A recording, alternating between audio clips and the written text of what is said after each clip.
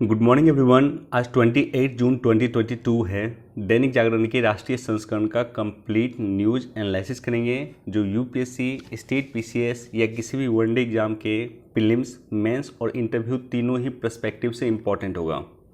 आगे बढ़ने से पहले हमारे चैनल पे नए हैं तो सब्सक्राइब कर दें, अपने दोस्तों के साथ, कलीग के साथ इसे शेयर कर दें। कोई क्वेश्चन पूछना चाहते हैं, कुछ सुझाव देना चाहते हैं, कमेंट सेक्शन में दे सकते हैं और वीडियो को निश्चित तौर पे लाइक कर लें। साथ ही साथ जिन लोगों ने टेलीग्राम नहीं ज्वाइन किया है जाकर के ज्वाइन कर लीजिएगा, लिंक डिस्क्रिप्शन में मिल जाएगा। इंपॉर्टेंट न्यूज़ इस तरह से टिक करके मैं प्रोवाइड करता हूं ताकि उस न्यूज़ को आप लोग पढ़ लें। चलिए डिस्कशन स्टार्ट करते हैं। फर्स्ट पेज पे पीएम मोदी ने जो कुछ स्टेटमेंट दिया है G7 देशों के समिट में, उस स्टेटमेंट पे हम लोग बातचीत करेंगे और साथ ही साथ G7 देश क्या होता है, इसकी उत्पत्ति कैसी हुई है, इस संदर्भों को भी हम लोग देखने की प्रयास करेंगे। दोस्तों G7 में 7 देश है। कभी कभी डायरेक्टली नाम पूछ देता है, खास करके पीटी वगैरह में, प्रीलिम्स में आपसे डायरेक्टली नाम पूछ देगा।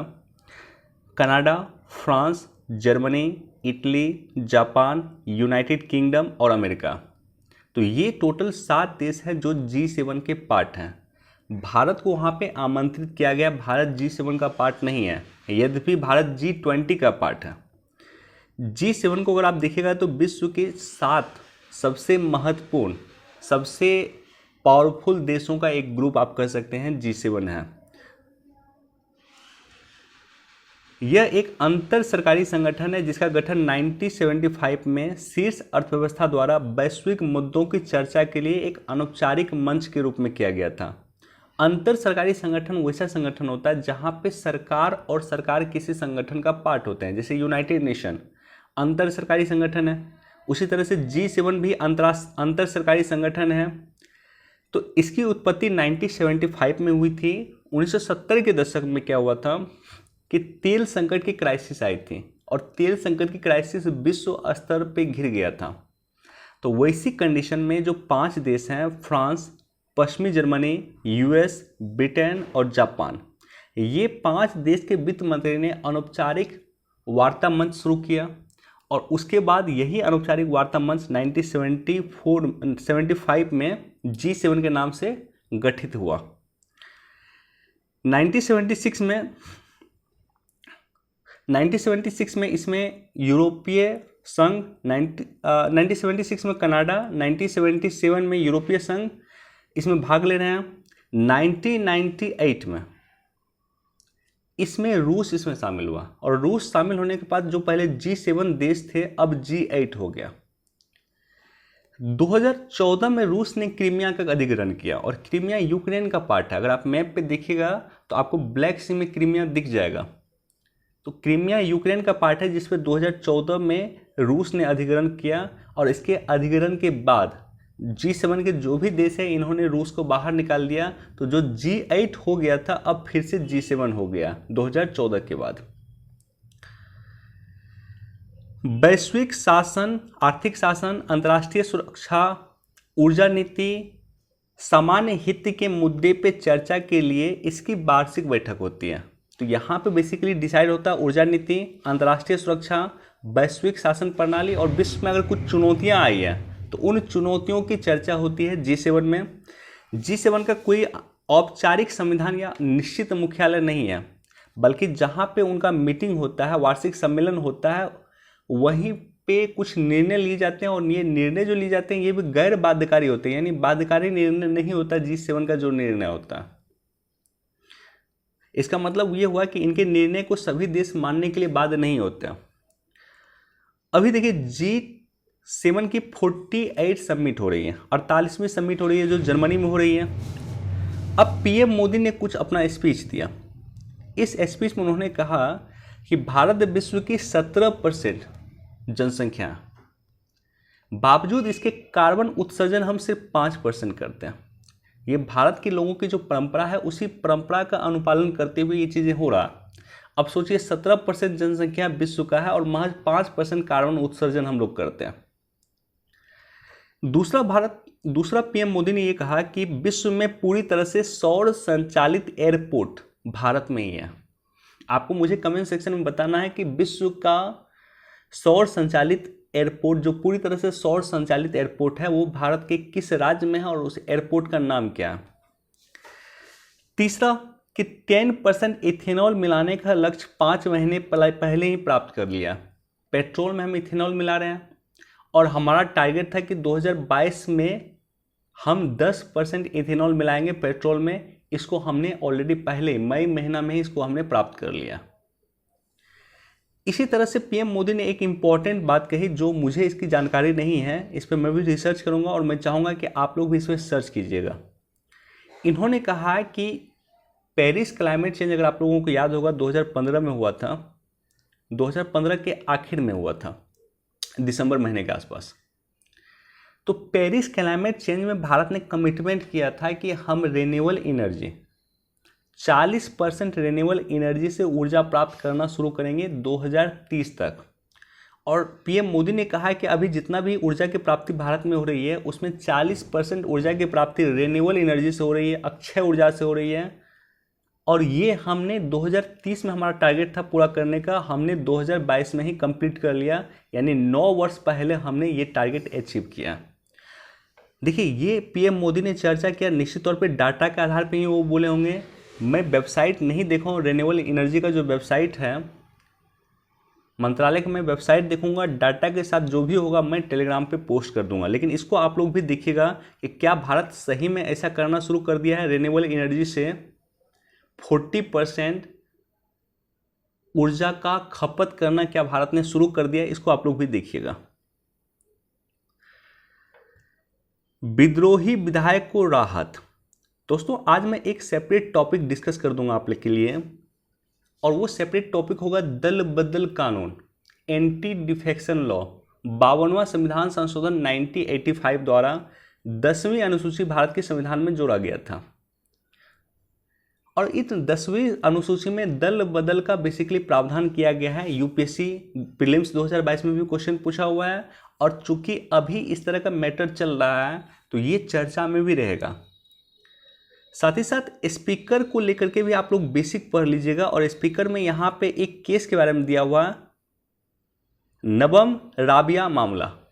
नवम राबिया मामला में माननीय सर्वोच्च न्यायालय ने स्पीकर के लिए कुछ प्रोविजन किया था, कुछ प्रावधान किया था, कुछ डिसीजन उनके लिए दिया था। उनको आप लोग देख लीजिएगा, अगर होगा तो टेलीग्राम पे मैं पोस्ट कर दूंगा इसे भी। बाकी देखिए, ये सब जो न्यूज़ है, इस न्यूज़ का बैकग्राउंड इंपॉर्टेंट है कि स्पीकर की भूमिका क्या होगी, राज्यपाल की भूमिका क्या होगी, और ऐसे केस में माननीय सर्वोच्च न्यायालय ने अपना क्या डिसीजन दिया है। ये मैं लगातार आप लोगों को कर रहा हूँ कि इसे लक्ष्मीकांत से आप लोग पढ़ लीजिएगा।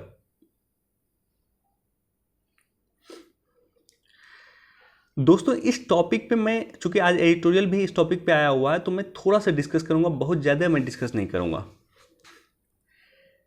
गुजरात दंगा हुआ था 2002 में। गुजरात दंगा में एसआईटी ने माननीय तत्कालीन मुख्यमंत्री माननीय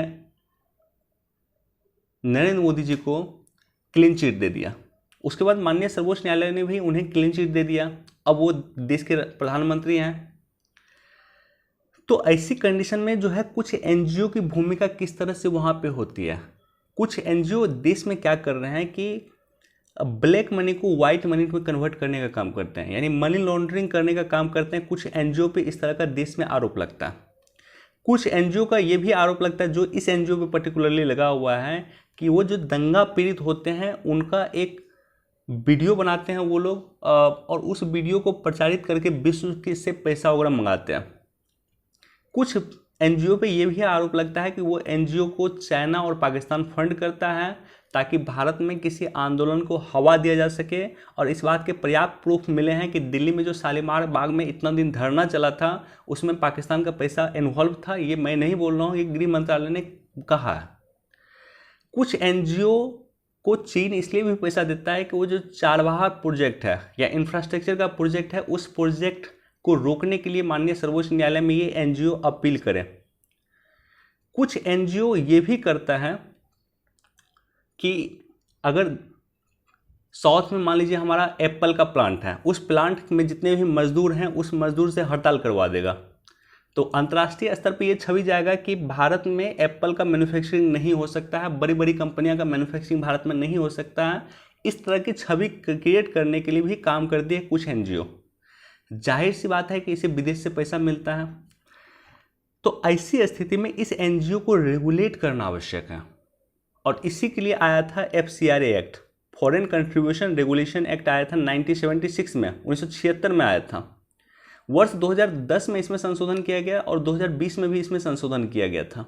और 2020 में इसमें संशोधन करके इसके मानक को काफ़ी प्रभावी बना दिया, या मानक को कह सकते हैं टाइट कर दिया गया। तो ये सब बेसिक इन्फॉर्मेशन है एनजीओ के बारे में। इस तरह की जो चीज़ें हो रही है वो देश में चर्चा चल रही है, किस तरह से एनजीओ का मिसयूज बढ़ा है देश में, इसमें भी चर्चा चल रही है। राष्ट्रीय एकता के लिए खतरा है कुछ एनजीओ, ये भी चर्चा चल रही है। यद्यपि मैं फिर से रिपीट करूंगा, सारे एनजीओ वैसे नहीं है, लेकिन इस बात से इनकार नहीं किया जा सकता है कि कई सारे ऐसे एनजीओ हैं जो आतंकवादी फंडिंग करते हैं, जिसको पाकिस्तान फंड करता है, जिसको चीन फंड करता है, जो मनी लॉन्ड्रिंग में इन्वॉल्व है। कई सारे ऐसे एनजीओ हैं। तो उन एनजीओ पे FCRA जल्दी से जल्दी कार्रवाई करे, गृह मंत्रालय जल्दी से जल्दी कार्रवाई करे और उन्हें जेल भेजने का तत्काल रूप से कार्य करे।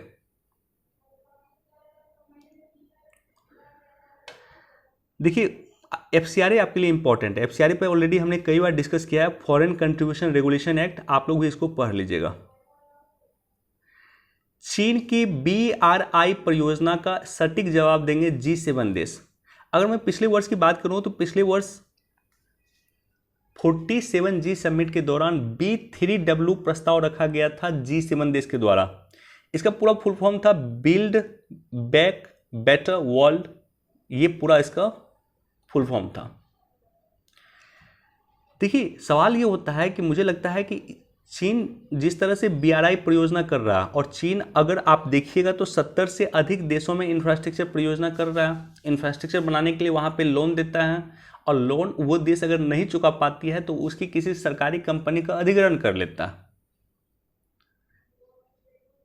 अफ्रीका के कई सारे देशों में हमने देखा है कि चीन किस तरह से वहाँ की सरकारी कंपनियों का चीन ने अधिग्रहण कर लिया, कुछ एयरपोर्ट अपने कब्जा में ले लिया, कुछ बंदरगाह अपने कब्जा में ले लिया, क्योंकि वो देश उन्हें लोन चुकाने में सक्षम नहीं था। तो ऐसी स्थिति में इसको इनकाउंटर करने के लिए G7 देश भी इंफ्रास्ट्रक्चर प्रोजेक्ट शुरू करेगा। 2027 तक $600 अरब खर्च करने की तैयारी कर रहा है G7 देश। अगर ऐसा होता है तो निश्चित तौर पे सबसे अधिक लाभ होगा भारत को, क्योंकि अधिकतर इंफ्रास्ट्रक्चर प्रोजेक्ट का जो शुरुआत होगा या अधिकतर कार्य होगा वो बेसिकली हिंद प्रशांत क्षेत्र में होगा, जहां पे भारत अपनी महती भूमिका का निर्वहन करेगा। और मुझे लगता है कि इस पे तत्काल रूप से काम करने की आवश्यकता है। मोदी ने बाइडेन, इमैनुअल मैक्रोन और जस्टिन ट्रूडो से मुलाकात किया। चालू वित्त वर्ष में यूक्रेन को लगभग $30 अरब की आर्थिक मदद देगा G7 देश। देखिए, एक स्टेटमेंट आया था, और ये स्टेटमेंट था हमारे विदेश मंत्री जी का, S जयशंकर जी का। उन्होंने एक इम्पॉर्टेंट बातें कही थी, और उन्होंने कहा था कि यूरोप को लगता है कि यूरोप का समस्या पूरे विश्व का समस्या है, लेकिन विश्व का समस्या यूरोप का समस्या नहीं है। यानी आज अगर यूक्रेन युद्ध चल रहा है या यूक्रेन क्राइसिस चल रही है, चूंकि यूक्रेन यूरोप का पार्ट है, तो ये पूरे विश्व की समस्या है। लेकिन श्रीलंका में जो आर्थिक क्राइसिस चल रही है वो एशिया की समस्या है, दक्षिण एशिया की समस्या है, लेकिन पूरे विश्व की समस्या नहीं है। ये कहा था हमारे देश के माननीय विदेश मंत्री S जयशंकर जी ने, कि यूरोप को लगता है कि यूरोप की समस्या विश्व की समस्या है और विश्व की समस्या यूरोप की समस्या नहीं है। इसी संदर्भ में इसको देखिए, एक तरफ यूक्रेन को लगभग $30 अरब की मदद कर रहे हैं, करना चाहिए। मैं 100% इस बात से सहमत हूँ कि यूक्रेन को जितना मदद किया जाए करना चाहिए, लेकिन मैं इस बात से भी सहमत हूँ, मुझे ये भी लगता है कि अगर आप $30 अरब की उन्हें मदद कर रहे हैं तो $1 अरब, $2 अरब, $3 अरब इसकी मदद आपको करना चाहिए था श्रीलंका को। श्रीलंका की समस्या पूरे विश्व की समस्या नहीं है, इसलिए तो हमारे जो विदेश मंत्री जी का स्टेटमेंट है वो प्रासंगिक दिखता है कि श्रीलंका की समस्या पूरे विश्व की समस्या नहीं है। अगर विश्व की समस्या होती तो आज G7 देश इस बात की भी घोषणा करते कि हमें श्रीलंका को इकोनॉमिक क्राइसिस से बाहर निकालना है। इसको पढ़ लीजिएगा। वायुसेना के लिए खरीदे जाने वाले युद्धक विमानों का तकनीकी हस्तांतरण भी होगा। देखिए, वायुसेना चीफ, इनका कहना है, एयर चीफ मार्शल इसे कहते हैं, वी आर चौधरी, इनका कहना है कि हम जो भी युद्धक विमान खरीदेंगे उसके साथ साथ तकनीकी हस्तांतरण भी होगा, यानी हमको तकनीक भी आप दीजिएगा। जिस कंपनी से हम परचेज करेंगे वो कंपनी हमें तकनीक भी देगी, यानी उसके बारे में जो टेक्नोलॉजी है, कैसे उन्होंने निर्माण किया, वो तकनीक भी देगी, ताकि भविष्य में भारत भी या भारतीय एयरफोर्स भी या भारतीय कंपनी में डायरेक्टली उसका निर्माण कर सकें। देश के लिए खतरा बने आतंकी मामलों में होगी त्वरित जांच, ये दिनकर जी का कहना है। और Dinkar Gupta ji NIA, national investigation agency, NIA national investigation agency के पदभार ले लिए हैं। इनके अब ये महानिदेशक बन चुके हैं।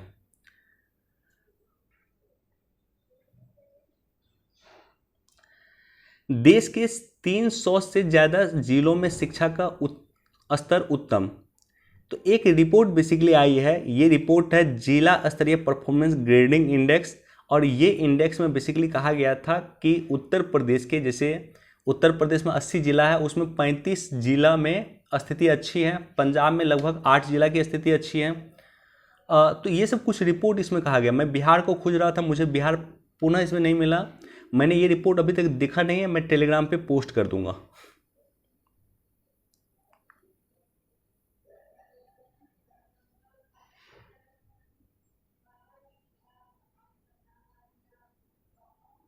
दोस्तों, हर एक न्यूज़ को पढ़ने की आवश्यकता नहीं है, और सबसे अधिक इम्पॉर्टेंट है कि किस न्यूज़ को पढ़ना चाहिए और किस न्यूज़ को छोड़ना चाहिए, ये अधिक इम्पॉर्टेंट है।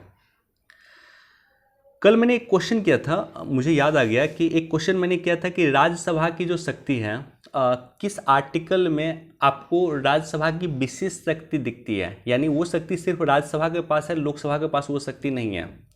तो दो आर्टिकल है, एक तो कई लोगों ने जवाब दिया आर्टिकल 249। आर्टिकल 249 में ये प्रोविजन है कि राज्य सूची के विषय पे संसद कानून बना सकता है, लेकिन संसद कानून तभी बनाएगा जब उसे राज्यसभा अनुमोदित करेगा। राज्यसभा प्रस्ताव लाएगा, राज्यसभा प्रस्ताव पारित करेगा, उसके बाद संसद उस पर कानून बना सकता है।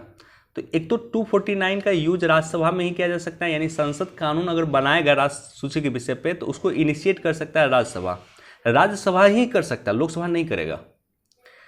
इसी तरह से दूसरा, किसी ने मुझे बताया नहीं कि दूसरे के बारे में जो मुझे जानना चाह रहा था वो किसी ने जवाब नहीं दिया है। और दूसरा आर्टिकल है आर्टिकल 312। आर्टिकल 312 नई अखिल भारतीय सेवा के गठन के बारे में प्रोविजन है। नई अखिल भारतीय सेवा के गठन का प्रोविजन ये इनिशिएट राज्यसभा ही कर सकता है। अब अखिल भारतीय सेवा क्या है? तो ऐसी सेवा जो केंद्र और राज्य स्तर पर समान रूप से सेवा देने का काम करती है। भारत में पहले 2 अखिल भारतीय सेवा था, आईएएस, आईपीएस, और 1966 में तीसरा हो गया आईएफएस, इंडियन फॉरेस्ट सर्विस हुआ। इंडियन फॉरेन सर्विस नहीं, फॉरेस्ट सर्विस। तो ये वो सेवा है जो केंद्र और राज्य दोनों में समान रूप से सेवा देने का काम करती है। अभी चर्चा में क्यों है अखिल भारतीय सेवा? क्योंकि कई सारे अखिल भारतीय सेवा है, जैसे Indian education service, Indian medical service, Indian Panchayati Raj service. तो ये सब कई सारे सेवा है जिसको नए अखिल भारतीय सेवा के गठन की बात चलती है कि इनका गठन किया जाना चाहिए, और इसका गठन होगा तो इनिशिएट होगा राज्यसभा में। तो राज्यसभा की जो विशेष शक्ति है वो आर्टिकल 249 में है और 312 में है। हो सकता है अन्य भी आर्टिकल हो, अगर आपको कहीं दिखता है तो मुझे कमेंट सेक्शन में बताइएगा।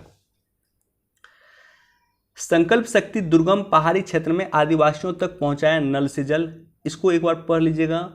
नल जल योजना जो सरकार लाई थी 2019 में, लाल किला के प्राचीर से भाषण देते हुए माननीय प्रधानमंत्री श्री नरेंद्र मोदी जी ने 2024 तक के लिए घोषणा किया था कि 2024 तक हम हर घर में नल प्रोवाइड करवाएंगे, और 50 मीटर के दायरे में, अगर घर मेरा यहाँ पे है तो 50 मीटर के दायरे में नल होगा, ताकि वहाँ से हम पानी ला सकें।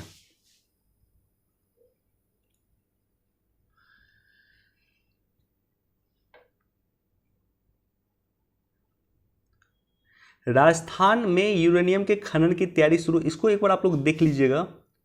हालांकि जहाँ तक मेरी जानकारी है कि भारत में सबसे अधिक यूरेनियम का जो भंडारण है वो झारखंड है।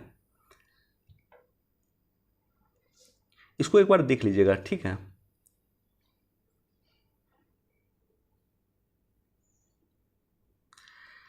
कृषि शिक्षा में बेटियों का रुझान दोगुनी हुई संख्या, जो Indian council of agriculture research ICAR के अनुसार जो लड़कियां हैं उनका आवेदन बढ़ चुका है कृषि शिक्षा में। तो ये अच्छी बात है, ये अच्छा कह सकते हैं आपको एक इनिशिएटिव।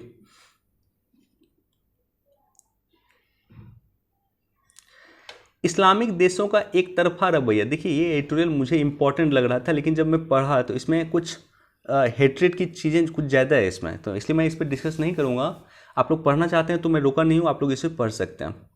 लेकिन ये इंपॉर्टेंट है कि किस तरह से इस्लामिक देश, खास करके OIC भारत को किस तरह से प्रभोग कर रहा है। और यही OIC के देश, आपने देखा होगा कि शार्ली एब्डो का जो मैगजीन निकला था, शार्ली एब्डो का जो मैगजीन फ्रांस में निकला था, ये OIC देश फ्रांस के खिलाफ कुछ खास नहीं बोला। जैसे UAE ने या सऊदी अरब ने फ्रांस के खिलाफ कोई विशेष स्टेटमेंट जारी नहीं किया था। इससे बड़ा वो क्राइम था। इस्लाम के अनुसार, इस्लाम के लिए मोहम्मद साहब पैगंबर का कार्टून बनाना वो ज़्यादा बड़ा क्राइम था। लेकिन OIC ने उस पर एक्शन नहीं लिया, भारत के खिलाफ ही क्यों बोला, जबकि भारत का कोई, ये जो है एक किसी नेशनल पार्टी की एक प्रवक्ता का स्टेटमेंट था, और उसको स्टेटमेंट को लेकर के भारत को इन्होंने प्रवोक किया। तो OIC का ये डबल स्टैंड क्यों है, ये पॉइंट इंपॉर्टेंट है, राइट। OIC किस तरह से इस तरह से सोचता है, क्यों ऐसा सोचता है। और दूसरी बात क्या है कि किस तरह से जो अन्य धर्म होता है उन पे अगर वायलेशन होता है, उन पे अगर हिंसा होती है तो उस पर OIC कुछ नहीं बोलता। अगर पाकिस्तान में मंदिर टूटेगा OIC कुछ नहीं बोलेगी, पाकिस्तान में गिरजाघर टूटेंगे OIC कुछ नहीं बोलेगी, पाकिस्तान में गुरुद्वारा टूटेगा OIC कुछ नहीं बोलेगी। अफगानिस्तान में किस तरह से आतंकवादी हमला होता है गुरुद्वारा पे, हम लोगों ने देखा कुछ दिन पहले ही हुआ है, OIC खामोश रही है। तो OIC क्यों इस पे खामोश है। दोस्तों इस टॉपिक पे ऑलरेडी हमने डिस्कस कर लिया, इसको आप लोग पढ़ लीजिएगा।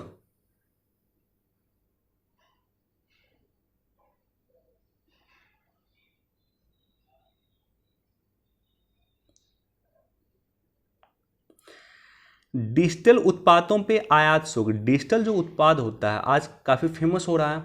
तो अभी GST काउंसिल की बैठक होने वाली है, और सॉरी GST काउंसिल की नहीं, WTO की जो बैठक हुई है उसमें चर्चा किया गया है।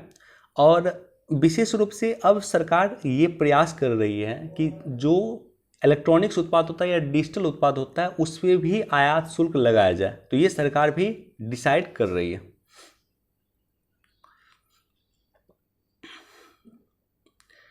गिग वर्कर्स को मिले बेहतर सामाजिक सुरक्षा, गिग इकोनॉमी एक बहुत बड़ी एक बड़ा संदर्भ में इसका प्रयोग किया जाता है, गिग अर्थव्यवस्था। तो ये तो हम लोग काफ़ी पहले से सुन रहे हैं गिग अर्थव्यवस्था के बारे में। आज मैं काफ़ी दिन के बाद इसके बारे में पेपर में देख रहा हूँ, तो मैं डिटेल से डिस्कस कर दूंगा कि आखिर गिग इकोनॉमी क्या होती है, गिग अर्थव्यवस्था क्या होती है। देखिए ये जो समय है गिग अर्थव्यवस्था का समय, इसका मतलब ये हुआ कि मान लीजिए मुझे एक कंपनी से कॉल आता है और मुझे कहा जाता है कि आप एक काम कीजिए कि मेरे लिए कुछ क्वेश्चन बना दीजिए, BPSC का 50 क्वेश्चन सेट कर दीजिए। मैं 50 क्वेश्चन BPSC का सेट कर देता हूँ उस कंपनी के लिए, और मुझे जो है जो भी रेवेन्यू होता है या जो मुझे जो पैसा मिलता है वो मिल जाता है वहाँ से। तो मैंने उन कंपनी के लिए पर्टिकुलरली काम कर दिया और मुझे जो रेवेन्यू मिलना था, पैसा मिलना था, वो मिल गया। कल के डेट में अगर मैं जब भी छोड़ना चाहूँगा मैं उसको छोड़ सकता हूँ, दूसरे कंपनी को ज्वाइन करना चाहूँगा उसको कर सकता हूँ। यहाँ से वैसे बैठे मैं 10 कंपनी के लिए काम कर सकता हूँ रूम पे बैठे बैठे। तो इसी को कहा गया गिग इकोनॉमी। गिग इकोनॉमी मतलब ये होता है कि यहाँ पे अस्थायी रूप से संगठन के लिए जुड़े होते हैं लोग, और अस्थायी रूप से संगठन के लिए जुड़े होते हैं, साथ ही साथ उन्हें स्वतंत्रता होती कब वो छोड़ सकते हैं और कब वो शामिल हो सकते हैं। अब देखिए अगर अस्थायी रूप से मान लीजिए मैं किसी कंपनी के लिए काम कर रहा हूँ या किसी इंस्टीट्यूट के लिए मान लीजिए मैं काम करता हूँ, तो अस्थायी रूप से मैं एक ही के लिए काम कर पाऊंगा, और अस्थायी के लिए अगर मुझे क्वेश्चन ही सेट करना है तो मैं 10 के लिए क्यों ना काम करूँ। अस्थायी रूप से मुझे एक के लिए काम करना होगा, यानी मतलब मैं अगर उसके ऑफिस में जाता हूँ तो मुझे सिर्फ एक कंपनी के लिए काम करना होगा, लेकिन यहाँ पे बैठे बैठे इंटरनेट के माध्यम से मैं 10 कंपनी के लिए काम कर सकता हूँ। तो गिग अर्थव्यवस्था एक मुक्त व्यापार बाजार प्रणाली है जिसमें समान रूप से अस्थायी पद होते हैं और संगठन और अल्पकालिक सुझाव के लिए स्वतंत्र श्रमिक और कार्यकर्ताओं के साथ अनुबंध करते हैं। गिग इकोनॉमी भारत में गैर कृषि क्षेत्र में 90 मिलियन नौकरियां दे सकती है, जिसमें दीर्घावधि और सकल घरेलू उत्पाद में 1.25% जोड़ने की क्षमता है।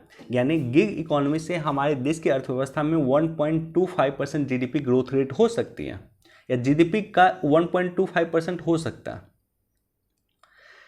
भारत 2025 तक 5 ट्रिलियन अमेरिकी डॉलर की अर्थव्यवस्था बनने के अपने लक्ष्य घोषित किया है और इसके लिए आगे बढ़ रहा है। तो इसमें गिग इकोनॉमी एक प्रमुख भूमिका निभाएगी, राइट। तो ये सब बेसिक इंफॉर्मेशन है। गिग इकोनॉमी मतलब क्या होता है, जैसे जोमेटो वगैरह का जो कार्यकर्ता काम करता है, ये सब जो काम करता है, पिज्जा हट का जो काम करता है, ये सब गिग इकोनॉमी का पार्ट होता है और अस्थायी रूप से जुड़ा होता है। एक श्रमिक जाता है कहीं पे जॉब करता है, फिर आ जाता है नेक्स्ट डे कहीं दूसरी जगह जाके जॉब करता है, तो ये भी गिग इकोनॉमी का पार्ट होता है। देश में 2030 तक 2.3 करोड़ गिग वर्कर होंगे। देश में सृजित कुल रोजगार का 4.1% गिग इकोनॉमी में कार्य करेगा 2030 तक, और सरकार इन्हें सामाजिक सुरक्षा जैसे पेड लीव हो गया, सेवानिवृत्ति हो गया, छुट्टी, बीमा इत्यादि दिए। ये नीति आयोग ने अपनी रिपोर्ट में कहा है। नीति आयोग का वेबसाइट चेक कीजिएगा और जो भी नवीन रिपोर्ट आता है उसके बारे में आप लोग जानकारी रखिएगा। टेलीग्राम पे अगर होगा तो मैं इस पे पोस्ट कर दूंगा। अब देखिए यहाँ पे न्यूज़ में कुछ नौकरियां के बारे में दिया हुआ, जैसे ब्लू कॉलर जॉब क्या होता है। तो ब्लू कॉलर जॉब ऐसे जॉब को कहते हैं जहाँ पे शारीरिक श्रम अधिक होता है, यानी कोई कारखाना में मान लीजिए मजदूर काम कर रहा है तो वो सब आ जाएगा ब्लू कॉलर जॉब में। व्हाइट कॉलर जॉब वे वेतनभोगी पेशेवर होते हैं जो सामान्य कार्यालय में कर्मचारियों और प्रबंधक का जिक्र करते हैं, या सामान्य कार्यालय में जो कर्मचारी होते हैं या प्रबंधक होते हैं उन्हें व्हाइट कॉलर वर्कर कहा जाता है। Gold collar worker basically doctor, वकील, रिसर्च जो करता है, ये सब गोल्ड कॉलर वर्कर में आते हैं। ग्रे कॉलर वर्कर बेसिकली जो सेवानिवृत्ति के बाद जो काम करते हैं, मान लीजिए आर्मी से रिटायर किए उसके बाद काम कर रहे हैं, पुलिस अधिकारी वगैरह हो गए, तो पेशेवर सुरक्षा गार्ड हो गए, ये सब जो है आते हैं आपको ग्रे कॉलर कार्यकर्ता में। ग्रीन कॉलर कार्यकर्ता जो पर्यावरण के क्षेत्र में काम करते हैं वो ग्रीन कॉलर कार्यकर्ता में आते हैं। और पिंक कॉलर वर्कर ये ऐसे नौकरी में संलग्न होते हैं जिसमें पारंपरिक रूप से महिलाएं काम करती हैं, तो उससे कहा गया पिंक कॉलर वर्कर। इसके अलावा ओपन कॉलर वर्कर ऐसे वर्कर हैं जो घर पे कार्य करते हैं और खास करके इंटरनेट के माध्यम से कार्य करते हैं, उसे कहा गया ओपन कॉलर वर्कर। और रेड कॉलर वर्कर जितने भी सरकारी कर्मचारी हैं सबको रेड कॉलर वर्कर कहा जाता है।